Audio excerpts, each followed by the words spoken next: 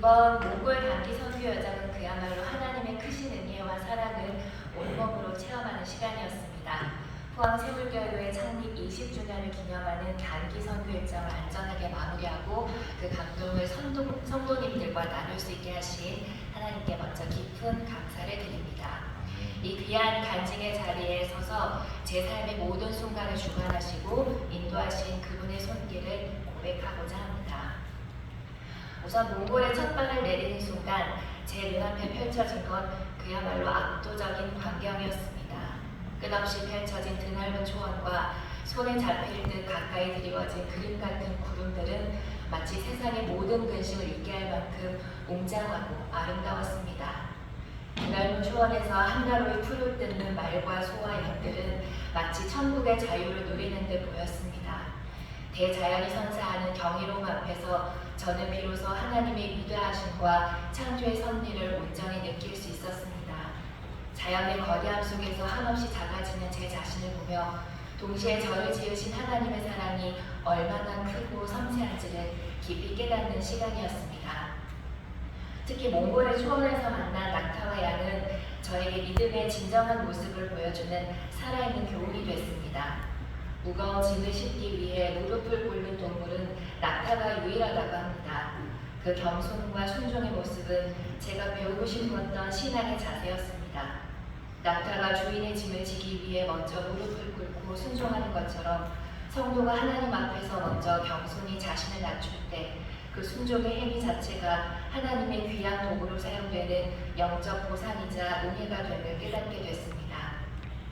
또한 성경에서 양은 온유하고 순종하며 악이 없고 저항하지 않는 존재로 묘사됩니다. 자신의 털이 깎여도 묵묵히 견디며 죽을 때조차 아무 소리도 내지 않는 순한 양을 보면서 우리를 위해 십자가에서 희생하신 하나님의 어린 양이 떠오를 수밖에 없었습니다. 낙타의 겸손한 순종과 양의 희생적 순종은 대자연 속에서 하나님께서 우리에게 요구하시는 믿음의 본질을 보여주었습니다. 몽골 도착 첫날, 우리는 아가페 교회에서 사역하시는 한국인 선교사님을 만났습니다.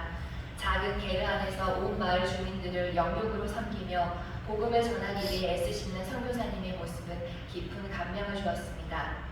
우리를 환영하기 위해 중학생 소녀들이 준비한 찬양과 율동을 아직도 잊히지 않습니다.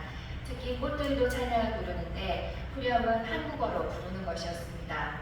언어와 문화가 달라도 하나님 한 분 안에서 우리가 모두 하나 될 수 있음을 온몸으로 느끼는 감격적인 순간이었습니다. 또한 현지 주민들이 귀한 손님을 위해서 직접 준비한 전통 양고기 요리인 허르헉으로 천국 잔치를 만끽했습니다.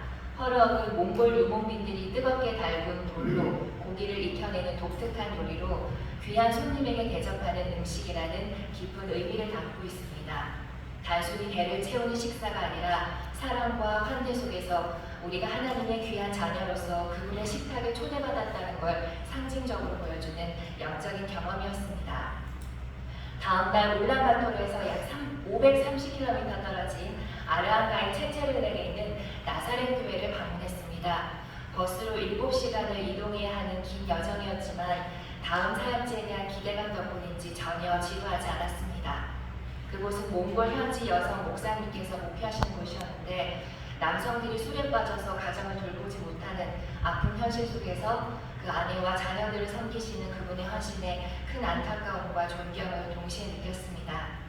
우리는 그곳 아이들을 위해 새 도서관을 헌납하고 성경 말씀으로 구연 동화와 다양한 게임으로 여름 성경학교를 진행했습니다.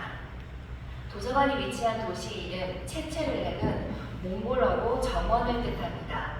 황폐해진 가정들 속에서 상처받은 아이들에게 정원이라는 이름의 도시에 지혜 보고인 도서관을 마련해 준 건 단순히 책을 기증한 게 아니라 그들의 황폐해진 영혼에 정원의 말씀의 씨앗을 심고 지혜의 물을 주기 시작한 영적인 사역이었음을 깨달았습니다. 문을 나서면서 새 도서관에서 책을 읽고 즐거워하는 아이들의 모습을 보았을 때 우리가 심은 작은 씨앗이 언젠가 큰 결실을 맺을 것이라는 희망과 기쁨으로 가슴이 벅차올랐습니다. 이번 선교에서 가장 깊은 감동과 깨달음을 준 건 가정교회 사역을 하는 몽골 현지 전도사 부부와의 만남이었습니다. 남편은 의사 출신 전도사였고 아내인 자야자매는 한국어에 능통한 인재였습니다. 이 부부는 하나님의 부르심을 받고 안정된 삶을 뒤로한 채 모든 걸 내려놓고 목회를 시작했습니다. 자신들의 4남매를 키우면서 작년 갑자기 부하가 된 같은 교회의 어린 6남매까지 함께 양육하고 있다는 이야기를 듣고 눈물이 차올랐지만 참았습니다. 혹시 제 눈물이 동정의 눈물로 비칠까 조심스러운 마음이었습니다. 그건 동정이 아니라 존경의 눈물이었습니다. 그들의 삶은 결코 궁핍하고 가난한 삶이 아니었습니다. 돈이 없어 대출을 받아 겨우 작은 집을 샀고 교회를 지을 여력이 없어서 돈이 조금씩 생길 때마다 직접 벽돌을 갈아 교회를 짓고 있다는 그들의 고백은 물질적인 빈곤을 보여주는 게 아니었습니다. 오히려 사랑의 빚에 감사한다고 말하는 그들의 모습은 영적인 풍요로움으로 가득 차 있었습니다. 저보다 한참 어린 나이에도 불구하고 10명의 아이들을 품고 기쁨으로 섬기는 그들의 삶은 저에게 진정한 행복과 고요함의 원천이 무엇인지를 보여주는 살아있는 교과서였습니다. 그들은 결코 동정받을 대상이 아니라 오히려 저희에게 진정한 믿음과 헌신의 삶이 무엇인지를 가르쳐주는 믿음의 선배들이었습니다. 그들을 우리 교회와 연결하여 후원할 수 있도록 인도하신 하나님의 섬세한 일하심에 다시 한번 감사하게 됐습니다.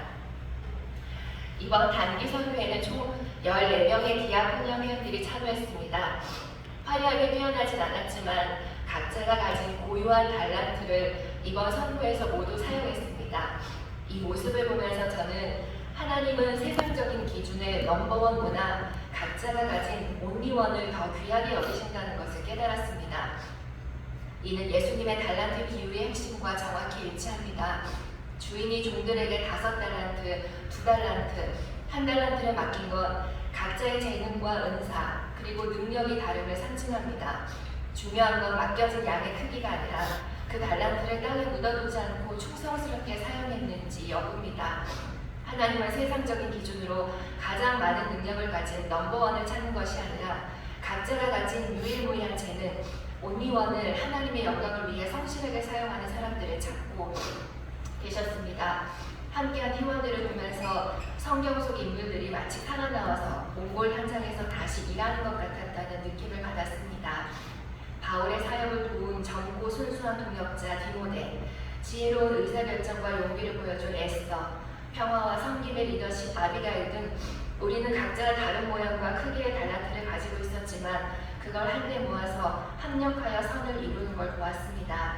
각자의 부족함을 서로서로 채워가며 복음을 전할 때 그 가운데 하나님의 나라가 이루어지고 교회가 세워진다는 걸 온전히 느낄 수 있었던 귀한 시간이었습니다. 이번 단기 선교의 모든 순간은 그 자체로 의미가 있었고 저에게는 귀한 배움이었습니다. 하나님이 우리에게 주신 귀한 은혜는 몽골에서의 짧은 일정으로 끝나는 게 아니라 이제 우리 삶의 현장에서 그 가치를 꽃피워야 하는 사명이 됐습니다. 낙타의 겸손함과 양의 순종함을 배우고 자야부부의 삶을 통해 진정한 사랑의 빚을 갚는 삶이 무엇인지 깨달았으며 함께한 동역자들의 섬김을 통해 하나님을 일꾼으로 세워지는 기쁨을 경험했습니다. 이번 몽골에서의 귀한 배움이 우리 교회가 앞으로 나아가야 할 길에 영적인 씨앗이 되고 소중한 걸음이 되기를 간절히 소망합니다. 단기 선교는 특정한 기간에만 이루어지는 게 아니라 삶의 모든 현장이 곧 선교지임을 깨닫는 소중한 계기가 됐습니다. 앞으로 저는 몽골에서 보고 배운 이 모든 깨달음을 가슴에 새기고 저에게 주어진 일상 속에서 하나님의 영광을 위한 삶을 살아가고자 합니다. 이 모든 영광과 감사를 하나님께 올려드립니다. 고맙습니다.